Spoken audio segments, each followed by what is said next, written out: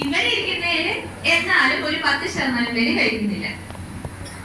അത് കുട്ടികൾക്ക് മാത്രമല്ല കേട്ടോ, വലിയവർക്കും ബാധകമാണ്.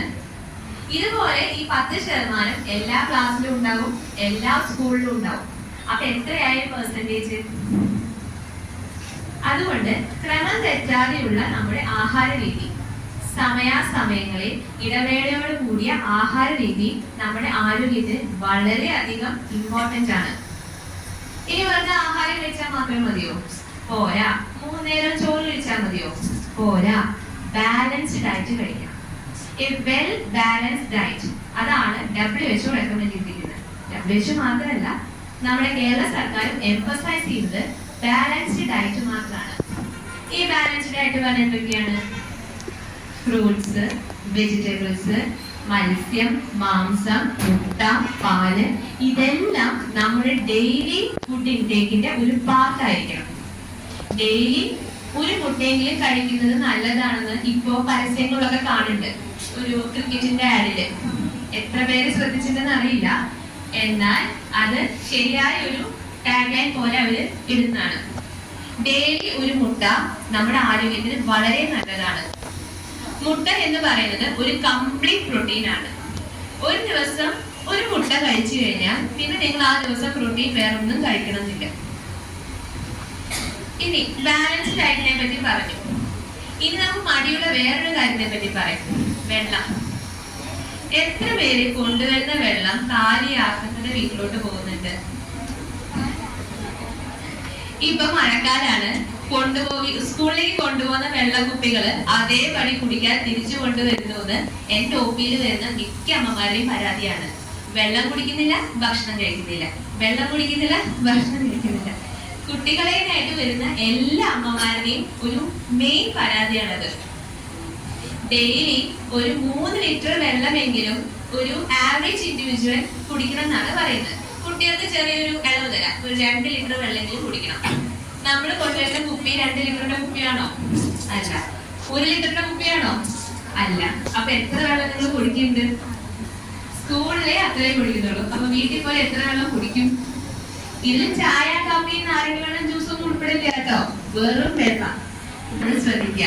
ഇനി വെള്ളം മാത്രം കുടിച്ചാൽ പോരാ, ഡെയിലി കറക്റ്റ് ആയിട്ട് മലമൂത്ര വിസർജനം ശരിയായി നടക്കണം. 4 ദിവസം കഴിഞ്ഞിട്ടേ മോഷൻ പോകുന്നുള്ളൂ, 5 ദിവസം കഴിഞ്ഞിട്ടേ മോഷൻ പോകുന്നുള്ളൂ എന്ന് പറയുന്ന എത്രയോ അമ്മമാരുണ്ട്. ഡെയിലി നമ്മുടെ ഇലക്കറികളും പച്ചക്കറികളും നമ്മുടെ ഡയറ്റിൽ ഉൾപ്പെടുത്തുക. അല്ലാതെ മോഷൻ പോകാനുള്ള മരുന്ന് വേണമെന്ന് പറഞ്ഞിട്ട് ഡോക്ടറെ സമീപിച്ചിട്ട് കാര്യമില്ല. കാരണം അത് ശാശ്വതമായ പരിഹാരമല്ല. ശരി, വെള്ളം കഴിയും.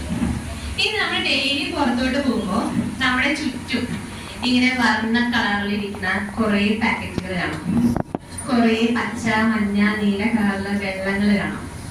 ഇത് ഞങ്ങളുടെ ഭാഷയില് canned foods, packed foods, junk foods, fast foods എന്നൊക്കെ പറയും. നേരത്തെ സാറ് പറഞ്ഞ പോലെ ചെറിയ ചെറിയ പെട്ടിക്കടകളിൽ കാണുന്ന ഈ കാളൻ, പാനിപ്പൂരി, മുട്ട ബജ്ജി, ഇതെല്ലാം ജങ്ക് ഫുഡ്സ് ആണ്. ഇത് ഒരു പ്രാവശ്യം കഴിച്ചാലുണ്ടല്ലോ വീണ്ടും വീണ്ടും കഴിക്കാൻ തോന്നും. അതെന്തുകൊണ്ടാ? നമ്മുടെ വീട്ടിലെ ആഹാരത്തിനേക്കാൾ രുചി നമുക്കതിന് തോന്നുന്നുണ്ട്, ഇല്ലേ? ഉണ്ട്. കുട്ടികൾ മാത്രമല്ല, ഈ ഇരിക്കുന്ന എല്ലാ വലിയവർക്കും അത് വീണ്ടും വീണ്ടും കഴിക്കാൻ തോന്നും.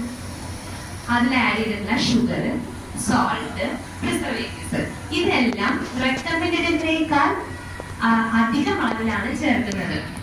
ഈ പ്രിസർവേറ്റീവ്സ് നമ്മുടെ ടേസ്റ്റ് ബഡ്സിനെ ഭയങ്കരമായിട്ട് എൻഹാൻസ് ചെയ്യും. ഒരു പ്രാവശ്യം ആ ടേസ്റ്റ് കിട്ടിക്കഴിഞ്ഞാൽ വീണ്ടും വീണ്ടും വീണ്ടും കിട്ടണം എന്നുള്ളൊരു മൈൻഡായി മാറും നമ്മളുടെ. എന്ന് പറഞ്ഞാൽ നമ്മുടെ ബ്രെയിനെ അത് ഡയറക്റ്റ് ആയിട്ട് ഇൻഫ്ലുവൻസ് ചെയ്യും അതിന്റെ പ്രിസർവേറ്റീവ്സ്. ചെറിയ കുട്ടികൾക്ക് നമ്മൾ മധുരം കൊടുക്കാൻ തുടങ്ങി കഴിഞ്ഞാൽ പിന്നെ അവർക്ക് ആ മധുരമുള്ള സാധനങ്ങൾ കിട്ടിയാലേ ഭക്ഷണം ഇറങ്ങുള്ളൂ. എന്തുകൊണ്ടാണ്? ആ ഒരു അളവിന് മേലെ ഷുഗർ പോകുമ്പോൾ നമ്മുടെ മൈൻഡിനെ അത് ഇൻഫ്ലുവൻസ് ചെയ്തിട്ട് ഒരു ട്രിഗർ ഉണ്ടാക്കുകയാണ്. അതാണ് ഏറ്റവും നല്ല സാധനം, അതാണ് ഏറ്റവും നല്ല സാധനം. ഒരു form of addiction, sugar addiction. ഉപ്പിന്റെ അളവ് ഇതിന് വളരെ കൂടുതലാണ്, നമ്മൾ അറിയുന്നില്ല എന്നേ ഉള്ളൂ. ഒരു ദിവസം ഒരാൾക്ക് 2 ഗ്രാം ഉപ്പ് മതി എന്ന് പറഞ്ഞാൽ 1-1.5 ടേബിൾ സ്പൂൺ ഉപ്പ്. എന്നാൽ ഈ പാക്ഡ് ഫുഡ്സ്, ജങ്ക് ഫുഡ്സിലെല്ലാം ടേസ്റ്റ് എൻഹാൻസ് ചെയ്യാനായി അജിനോമോട്ടോ പൂർണ്ണമായും ചീത്ത എന്ന് പറയാൻ പറ്റില്ല, എന്നാൽ അതിന്റെ അളവ് വളരെ കൂടുതലാണ് ഈ എല്ലാത്തിനും. സോൾട്ടിന്റെ അളവ് വളരെ കൂടുതലാണ്. നമ്മൾ ഇതെല്ലാം ഡെയിലി കഴിക്കുമ്പോൾ ഡയബറ്റീസിനെയും ഹൈപ്പർ ടെൻഷനെയും നമ്മളിങ്ങനെ മാടി മാടി വിളിക്കുകയാണ്, വേഗം വരൂ വേഗം വരൂ എന്ന് പറഞ്ഞിട്ട്. 30 വയസ്സാവുന്നേക്കാൾ മുന്നേ നമുക്ക് ഡയബറ്റീസും ഹൈപ്പർ ടെൻഷനും വരാനുള്ള കാരണം അത് തന്നെയാണ്. ഇനി ഈ സാധനങ്ങളെല്ലാം കഴിക്കുന്നുണ്ട്, അത് നമുക്ക് നിർത്താൻ പറ്റുമോ പെട്ടെന്നൊരു ദിവസം? പറ്റില്ല. നിങ്ങളെ ഉത്തരം തന്നു. കാരണം ഓൾറെഡി അഡിക്ഷൻ ആയി പോയി, നിങ്ങൾ അറിയാതെ തന്നെ അഡിക്റ്റഡ് ആയി. അപ്പൊ എന്ത് ചെയ്യാൻ പറ്റും? നിയന്ത്രിക്കാൻ സാധിക്കും. ആഴ്ചയിൽ എല്ലാ ദിവസവും പുറത്തുനിന്ന് കഴിക്കുന്നത് ഒരു ദിവസമായിട്ട് കുറയ്ക്കാൻ ശ്രമിക്കുക. ഇതിനാണ് ഞാൻ നേരത്തെ പറഞ്ഞ പോസിറ്റീവ് മൈൻഡ് ആറ്റിറ്റ്യൂഡ് വേണമെന്ന് പറയുന്നത്. നമ്മുടെ ആരോഗ്യം നമ്മൾ ശ്രദ്ധിക്കണം എന്ന ബോധം ഉണ്ടാവുമ്പോൾ മാത്രമാണ് നമുക്ക് ഈ ജങ്ക് ഫുഡ്സും എല്ലാം കൺട്രോൾ ചെയ്യാൻ സാധിക്കുള്ളൂ. ഇല്ലെങ്കിൽ നമുക്ക് അസുഖം വരും. അസുഖം വന്നാൽ മരുന്ന് കഴിക്കണം. അതിന്റെ അടുത്തടുത്ത ഫലങ്ങൾ എന്താണെന്ന് അറിയുമ്പോൾ മാത്രമാണ് നമുക്കത് കുറയ്ക്കാൻ സാധിക്കുള്ളൂ. അപ്പോൾ ഡെയിലി കഴിക്കുന്നത് മാറ്റി ആഴ്ചയിൽ ഒരു ദിവസമാക്കി കുറയ്ക്കാൻ ശ്രമിക്കുക. പതിയെ പതിയെ മാസത്തിൽ ഒരു പ്രാവശ്യമാക്കുക. പതുക്കെ പതുക്കെ അതിന്റെ അഡിക്ഷൻ നമുക്ക് വിടാൻ സാധിക്കും. ഇനി ഇതെല്ലാം കഴിച്ച് നമ്മളിങ്ങനെ വീട്ടിൽ വെറുതെ ഫോൺ നോക്കിയിരിക്കും. ഇന്ന് ഫോൺ ഇല്ലാത്ത ആരെങ്കിലും ഉണ്ടോ? കമ്പ്യൂട്ടർ ഇല്ലാത്ത ആരെങ്കിലും ഉണ്ടോ? TV ഇല്ലാത്ത ആരെങ്കിലും ഉണ്ടോ? ഇല്ല. സ്കൂളിൽ നിന്ന് വീട്ടിൽ പോയിട്ട് എത്ര പേര് അടുത്ത പ്ലേ ഗ്രൗണ്ടിൽ പോയി ക്രിക്കറ്റ് കളിക്കുന്നുണ്ട്, ഫുട്ബോൾ കളിക്കുന്നുണ്ട്, അല്ലെങ്കിൽ കൂട്ടുകാരുടെ കൂടെ എന്തെങ്കിലും ഒരു ഫിസിക്കൽ ആക്ടിവിറ്റിയിൽ ഏർപ്പെടുന്നുണ്ട്? അതും വിരലിലുണ്ടാവുന്ന ആൾക്കാർ മാത്രം. ബാക്കി എല്ലാവരും കളിക്കുന്നുണ്ടാവും. കമ്പ്യൂട്ടറിലും ലാപ്ടോപ്പിലും ഫോണിലും ക്രിക്കറ്റും ഫുട്ബോളും വീഡിയോ ഗെയിമും ഒക്കെ കളിക്കുന്നുണ്ടാവും.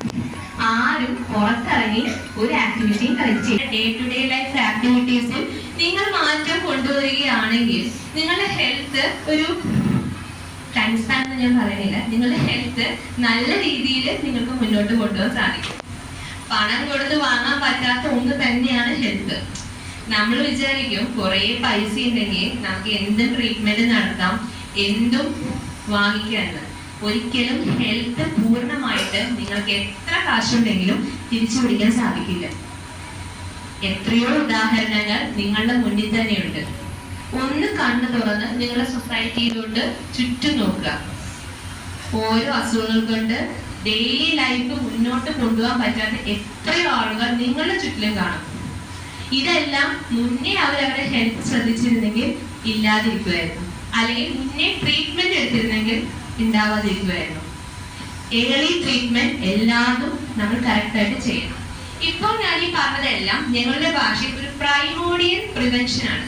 എന്ന് പറഞ്ഞാൽ അസുഖം വന്നിട്ടില്ല, അസുഖത്തിന്റെ അടുത്ത് നിങ്ങൾ പോയിട്ടുമില്ല, എന്നാൽ അസുഖം ഉണ്ടാക്കുന്ന കാരണക്കാർ നിങ്ങളുടെ ഉള്ളിലുണ്ട്. അവരെ എടുത്ത് കളയാനുള്ള കുറെ മെത്തേഡാണ് ഞാൻ പറഞ്ഞത്. ഈ പ്രൈമോഡിയൽ പ്രിവെൻഷൻ ഫോമും തന്നെ നിങ്ങൾ എല്ലാവരും നിങ്ങളുടെ ഹെൽത്തിനെ മാക്സിമം നന്നായി ശ്രദ്ധിക്കുക.